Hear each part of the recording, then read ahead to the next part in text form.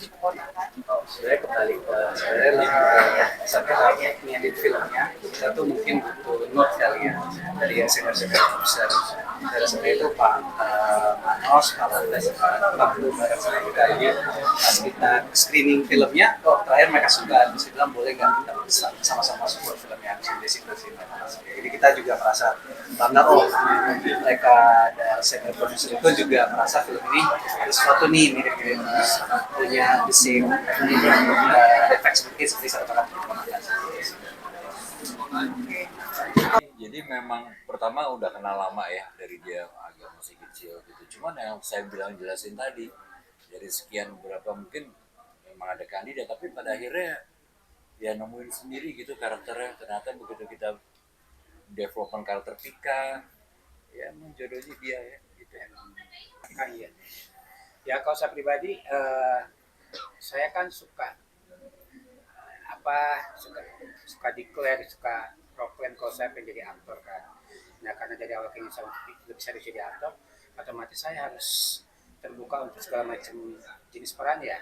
Spektrum karakter kayak apapun harus saya jalani dan terlepas dari apa yang ditawarkan oleh Mandela, Senara dan lain-lain ini, termasuk kalau Mas Sunu kan, jujur pada saat kita baca skrip ini udah jatuh cinta ya, udah jatuh cinta banget, bagus sekali skripnya.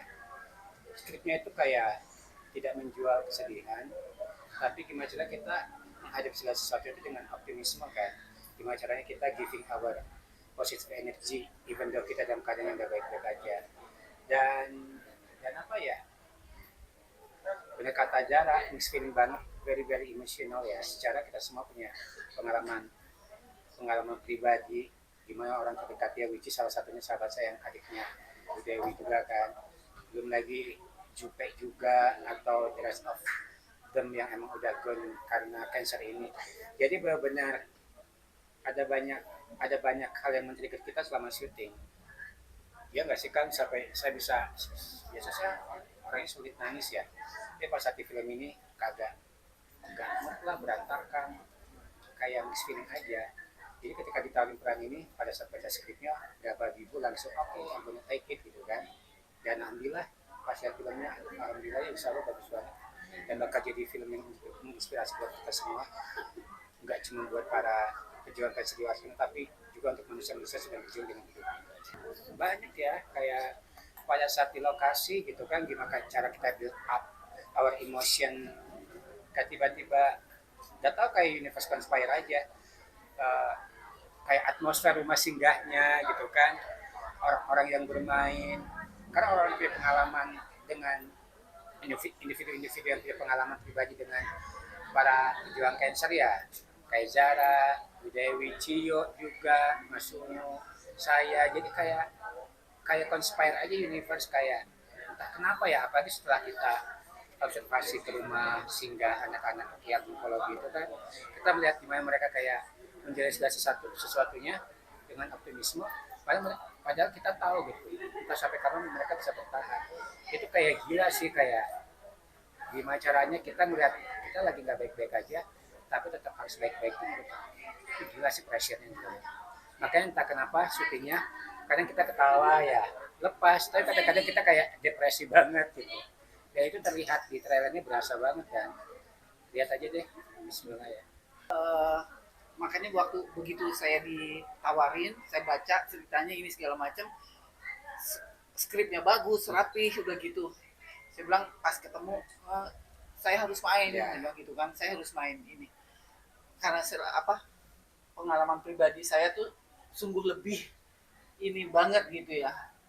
Nah saya tuh seperti kayak misalnya waktu detik-detik misalnya ngadepin Carla misalnya divonis begini, sebagai Bu Andin tuh saya tahu karena ada momen juga kayak Ria waktu itu, adik saya bilang gue nggak mau kemo lagi, dia bilang gitu. Kenapa nggak aja? Nah itu gimana perasaan kita tuh nggak banyak apa ya, kita tuh nangis yang harus ditunda gitu loh, nggak boleh depan depan pasien yang gitu. Saya ngadepin Tony, si Cico juga gitu, ngadepin Pika juga kan. Kalau Bu Andin itu yang selain apa caregiver mengelola, dia kan yang tahu banget ya ini stadium berapa, ini stadium berapa, ini stadium berapa, dan gimana nih kita ngadepinnya gitu loh. Itu berat ya, itu berat banget secara emosional ya. Saya juga makanya saya bilang film ini saya dedikasikan untuk Ria, adik saya, suami saya, dimana untuk suami saya selama 2 bulan terakhir sebelum suami saya menghembuskan nafas terakhir, 24 jam selama 2 bulan di depan mata saya tidur gitu. Jadi saya tahu gitu, dan ada hal-hal yang mesti dia nggak boleh tahu kan. Jadi kalau misalnya saya pengen nangis gitu, saya harus keluar kamar ini segala macam gitu. Karena saya tuh juga dulu pernah ya dimarahin sama Ria. Waktu itu Ria waktu masih putaran pertama, Ria itu kan kena cancernya tuh 5 tahun ya. Jadi kena putaran pertama, kemo yang pertama gitu, dia rambutnya mulai rontok, botak, terus saya kan tahu Ria itu rambutnya kan yang lebat, hitam, panjang gitu segala macam. Terus dia ke rumah saya dan datang-datang, set, oh jadi Shaolin sekarang, dia bilang gitu, gundul. Lo nangis sama kalau gitu, kan nggak bisa ya. Dia aja yang sakit aja ketawa gitu. Terus waktu nganterin dia kemo, di interview sama media gitu kan, terus kan saya kan nangis gitu ya. Gimana Mbak perasaannya? Ya saya nangis gitu tuh. Lihat terus balik mukanya ngeliat saya, terus dia bilang gitu, lo ngapain nangis? Gua yang sakit, gua yang harusnya nangis. Lo caregiver harus lebih kuat dari gua. Mulai saat itu ya menguat-nguatkan diri. Makanya begitu ini film gila banget sih ceritanya. Saya bilang enggak, ini gua harus main. Dan selama proses film ini juga Mas Sunu itu sangat enak banget gitu loh sebagai director. Kita ajak ngomong kita ini mau nge-build karakternya Bu Andin gimana, gini-gini. Saya punya begini, latar belakang saya, terus gini-gini. Mainin aja gini-gini. Buat keluar dari karakter setelah syuting, apakah sulit atau masih? Ya, saya itu kan udah terlatih nggak bisa nangis ya. Jadinya karena kalau buat saya tuh saya ngadepin 5 orang menghembuskan nafas depan saya gitu. Jadi saya pikir kan ya kalau kita beragama kan selalu dibilang ikhlasin, emang udah takdirnya. Jadi saya kalau misalnya ditawarin film untuk adegan nangis tuh susah banget gitu. Jadi kalau misalnya saya ngelihat galeri foto saya gitu yang dulu kan beda sedihnya gitu loh. Sampai sekarang pun masih berat. Kemarin ini tanggal 12 Juli kemarin itu suami saya udah 5 tahun nggak ada. Ria 6 tahun 2020. Rasanya tuh ya masih kayak kemarin aja, masih sama. Jadi grieving, kehilangan apa segala macam. Tapi kan ya itu hidup terus berlanjut. Pendalaman karakternya yang pasti terbantu sekali dengan workshop kita di pre-production itu selama sebulan ya. Kita datang juga ke rumah singgah untuk observasi gitu, untuk melihat di sana itu gimana para pasiennya, caregivernya dapat apa aja gitu. Terus kita tuh ada acting coach juga yang membantu kita untuk bikin grafik-grafik dari awal, karena baru kali ini aku dapat peran jadi pasien cancer yang dimana sangat gak mudah, dan emosinya juga nggak seperti kita biasanya, gimana sih bilangnya, kayak bukan pada umumnya gitu. Terus tadi apa, maaf kak, yang kedua? Beda banget. Kalau Carla itu ambisius banget, suka lari. Dia kan ini atlet gitu, atlet lari. Sedangkan aku ngapain ya? Terus Carla itu sebenarnya mirip sih sama Zara untuk semangatnya. Dia semangat dan cukup independen orangnya. Kalau aku independen. Dan kalau Carla mungkin lebih pendiam, lebih banyak simpen banyak nyimpen perasaannya sendiri. Kalau aku kan tunjukin ke satu dunia ini. Balik lagi karena ini masing-masing dari kami semua punya cerita yang sangat personal dari film ini, jadi kita sangat invest banget sama project ini sehingga kita memang dari hati banget rasanya untuk bisa bermain di karakter kita masing-masing. Dan Pak Sekawan ini memang ternyata menjadi apa ya, nyawa di film ini gitu. Jadi kan kita akan melihat bahwa friendship kami justru yang bisa bikin hati kalian menjadi atau dan sebagainya gitu. Tapi untuk urusan development karakter sendiri karena kita punya riset yang cukup panjang, kita sampai main ke Yayasan Anak Kanker di Indonesia di pameran namanya Geraha YOI, sehingga membuat kami juga punya banyak peluang untuk bisa belajar apa penyakit kita, apa yang mesti kita alami secara gesture, secara tutur kata, secara gerakan tubuh dan lain-lain. Jadi dibantu oleh acting coach juga kata Zara, dari dibantu oleh Bang Banon, juga dari Mas Sunu, saudara kami, dan juga tim produser juga. Kita semua punya visi-visi yang sama, satu yaitu kita nggak boleh lepas senyuman itu. Diskusi yang poin penting yang ada di film ini justru senyumannya. Lumayan besar lah, jadi sedikit tidak make sense ketika nanti kalian nonton filmnya. Ceritanya Lucky ini pasien cancer, Lucky kan dia ya, Tony, kok kita error ya, Tony ini pasien cancer apa dan sudah saja berapa, tidak make sense kalau dia quote unquote seger gitu loh. Jadi tentunya itu kebutuhan karakter juga, dan juga bagian dari pendalaman karakterku untuk bisa mainin karakter Tony dengan baik, lebih totalitas. Dan kalau untuk apa namanya, cukur rambut sampai botak itu ada di filmnya, itu spoiler kalau cerita kenapa. Tapi memang aku sempat bahas, aku nggak mau ketika muncul di filmnya itu udah apa bahasanya, udah botak, itu aku nggak mau. Jadi akan ada adegannya di mana dibantu teman-teman yang lain untuk mencukur rambutnya. Menurutku itu lebih powerful dan itu simbolik juga sih. I want that scene to be something powerful, untuk bisa jadi hope juga buat orang-orang yang mungkin menjalani kemoterapi dan rambutnya juga kepalanya sampai botak. Aku pengen kayak gitu.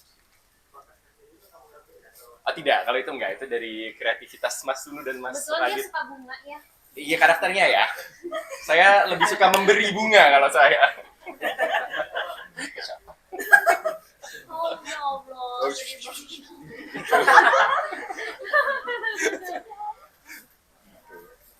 lumayan di film tentang sama menjaga makan, tapi kan kita nggak tahu namanya. Kita Iya, kita kan tidak tahu apa yang akan terjadi gitu, tapi kita tetap jaga kesehatan kita, terus juga sekaligus jaga kesehatan orang-orang terdekat kita gitu sih. Jadi lebih menganggap sehat itu rezeki. Dan setiap hari itu kita bisa bangun dan sehat menjalani aktivitas seperti biasa. It's a blessing from God. Tadinya kan biasanya kita maybe take things for granted aja, itulah gitu. Kalau sekarang enggak, setiap hari itu adalah berkah. Karena ya, balik lagi ke visi misi yang kami punya dari film ini, justru kita tidak boleh terlihat sedih, walaupun keadaan kami memang secara karakter sedih, harus dikatakan dan sebagainya. Tapi justru yang diambil dari film ini, senyumannya itu yang membuat kunci dari film ini. Dan itu berat banget untuk menutupin rasa sedih, karena kayak dari Zara bilang di dalam juga bahwa scene bahagianya tuh malah justru rasanya sedih banget gitu, karena gimana cara mau bahagia kalau kayak gini gitu kan sebenarnya. Dari secara karakter dan filmnya itu mungkin ya part yang paling sulit dan paling dalam sih, karena ya balik lagi ini film cancer, kita juga harus hati-hati untuk menghargai film ini dan sebagainya. Jadi ini lumayan cukup deep, tapi harapannya setelah nonton film ini justru memberikan banyak harapan untuk bertahan hidup lagi. Kayaknya setiap harinya ada deh adegan yang beratnya gitu ya. Kayaknya nggak pernah yang seringan itu juga, cuman karena kita melihat di Geraha YOI itu kita melihat semua pasiennya itu justru bawainnya dengan ringan, jadi kita berusaha untuk ringan nih, sehat gitu. Dan caregivernya ya. Dan caregivernya juga. Ya, bener sih, ada adegan-adegan. Ya tentu ada adegan yang perlu nangis, tapi ada adegan-adegan yang sebenarnya kita di situ tuh seharusnya tidak nangis, tapi malah jadi susah banget untuk menahan gimana caranya kita nggak nangis di sini tuh, karena aduh ya jadi aku nggak perlu preskon atau apa, susah banget ngomong gini berat gitu, Kayak feels bergetar heavy. gitu ya. Dan kalau buat Tony sendiri dia itu bisa dibilang he's a clown with a broken heart, jadi dia sering menyembunyikan kesedihannya apa segala macam lewat humor, lewat iseng atau apa, dan itu susah banget sih, jujur mainnya susah banget. Aku di sini jujur sama Devano ada ini ya, switch, dia lebih kayak aku asli, aku lebih kayak dia asli. Ya, aku tuh geraknya lebih besar daripada Cico. Kalau dia tuh mungkin kan lebih karena Lebih tua, thank you. jadi lebih kalem. Tapi secara karakter butuhnya aku tuh lebih kalem, dianya justru lebih energetik. Jadi kita sama-sama belajar kayak lu siapa sih gitu. Iya. Lebih humoris dia di sini, aslinya Humoris. susah ya jawabnya. Dari Ini boleh jujur nggak sih? Kalau boleh jujur, aku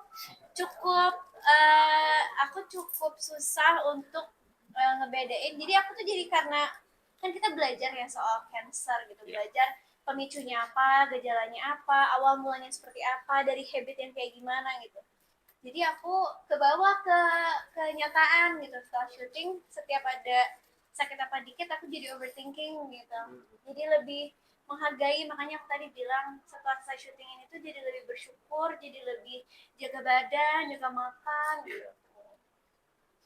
Ya kalau aku susahnya lebih kayak jadi ngeliat mereka sudah bukan Devano, Messi dan Zara gitu, kayak Messi tuh jadi kayak adikku beneran. Aku tuh kayak small things selama syuting yang membekas banget di aku, kayak ada satu hari kita break atau callingannya sore di hotel, tiba-tiba dia ketok kamar gitu, kayak kenapa nih, cuma bawain kopi terus cabut lagi, jadi aku kayak beneran kayak bisa sama kamu ya, bisa sama rumah singgah gitu. Jalan-jalan.